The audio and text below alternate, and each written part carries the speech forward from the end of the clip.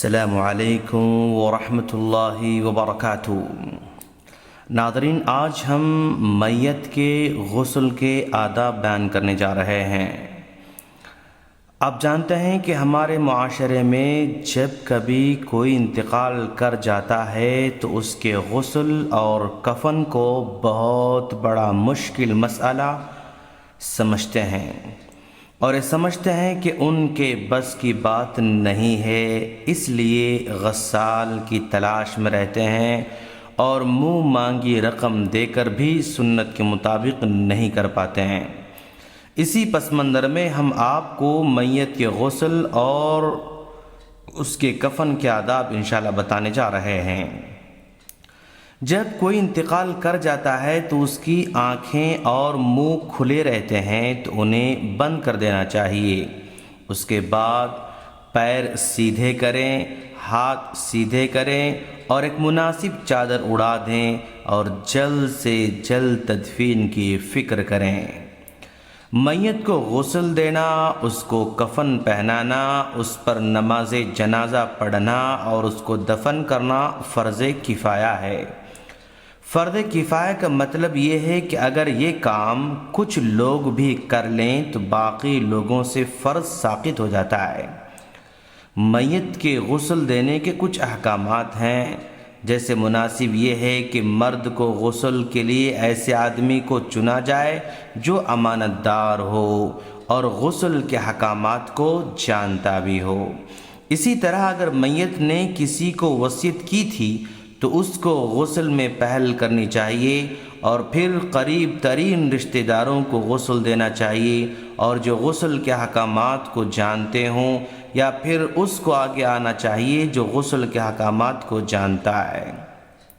اسی طرح مرد مردوں کو غسل دیں اور عورتیں عورتوں کو غسل دیں، اور میاں بیوی بھی ایک دوسرے کو غسل دے سکتے ہیں، کیونکہ آپ صلی اللہ علیہ وسلم نے حضرت عائشہ صدیقہ رضی اللہ تعالی عنہا سے فرمایا تھا، اے عائشہ، اگر تم مجھ سے پہلے وفات پاؤ گی تو میں تم کو غسل دوں گا، کفن پہناؤں گا اور نماز پڑھاؤں گا اور پھر دفن کروں گا۔ یہ ابن ماجہ کی روایت ہے۔ اسی طرح ابوبکر صدیق رضی اللہ تعالیٰ عنہ نے اپنی بیوی سے کہا تھا کہ تم مجھے غسل دینا۔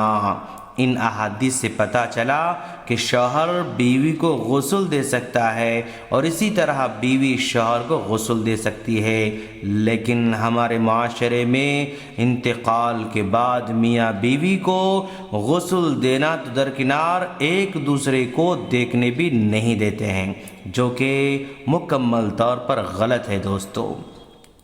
اسی طرح 7 سال سے کم عمر کے بچے بچیوں کو کوئی بھی غسل دے سکتے ہیں۔ جنگ میں شہید ہونے والے کو غسل نہیں دیا جائے گا، نہ نماز پڑھی جائے گی، بلکہ اس کے کپڑوں میں اس کو دفن کیا جائے گا، اور دیوار گر کر یا ڈوب کر مرنے والا اگرچہ کہ شہادت کا درجہ پا لیتا ہے، لیکن ان کو غسل بھی دیا جائے گا، کفن بھی پہنایا جائے گا اور نماز جنازہ بھی پڑھی جائے گی۔ غسل باپردہ جگہ میں دیا جائے، اور جس آدمی کا میت کے غسل کے ساتھ کوئی تعلق نہ ہو اس کا وہاں آنا مناسب نہیں ہے۔ ناظرین، میت کو غسل دینے کا ہم طریقہ بتانے جا رہے ہیں۔ سب سے پہلی بات، میت کو غسل والی چارپائی پر رکھا جائے اور باقی کپڑے اتار دیے جائیں، اس کے سطر کو کپڑے سے ڈھانپ دیں۔ غسل دینے والے کے لیے مستحب ہے کہ وہ غسل کے وقت اپنے ہاتھ پر کوئی کپڑا لپیٹے یا کوئی دستانے پہن لے، اور غسل دینے والا میت کے سر کو انسان کے بیٹھنے کے برابر بلند کرے، پھر اپنے ہاتھ کو اس کے پیٹ پر پھیرے اور آہستہ سے دباتا رہے، پھر اس کی اگلی اور پچھلی شرمگاہ کو صاف کرے، جو نجاست وغیرہ لگی ہو اسے دھو دے۔ اب اس کے بعد غسل دینے والا بسم اللہ کہے، غسل دینے والا میت کو نماز کے وضو کی طرح وضو کرائے مگر کلی نہ کرائے اور نہ ہی ناک میں پانی ڈالے بلکہ ناک اور منہ پر مسح کافی ہو جاتا ہے۔ میت کے سر اور اس کی داڑھی بیری کے پانی کے ساتھ یا صابن وغیرہ کے ساتھ دھو لے۔ پہلے دائیں طرف کو غسل دے اور پھر بائیں جانب اور اس کے بعد پورے جسم کو دھو لے۔ جب آخری مرتبہ دھوئے تو اس میں کافور کو ملا لے اور اس کے بعد میت کو خشک کرے۔ اگر میت عورت کی ہو تو اس کے بالوں کا جوڑا بنا لے اور اس کو پیچھے سے ڈال دے۔ میت کو غسل دیتے وقت چند چیزوں کا لحاظ رکھنا ضروری ہے۔ ایک مرتبہ دھونا واجب ہے جس سے صفائی حاصل ہو جائے اور 3 مرتبہ دھونا مستحب ہے اگرچہ کہ پہلے ہی سے صفائی حاصل کیوں نہ ہو چکی ہو۔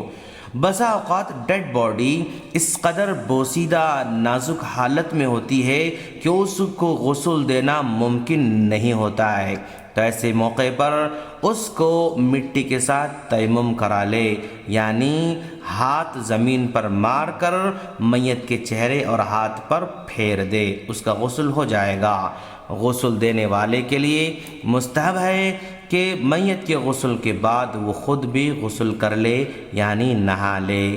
ہم اللہ سے دعا کرتے ہیں کہ باری تعالیٰ تو ہم تمام کو دین کو سمجھ کر اس پر عمل کی توفیق عطا فرما۔ آمین۔ السلام علیکم ورحمۃ اللہ وبرکاتہ۔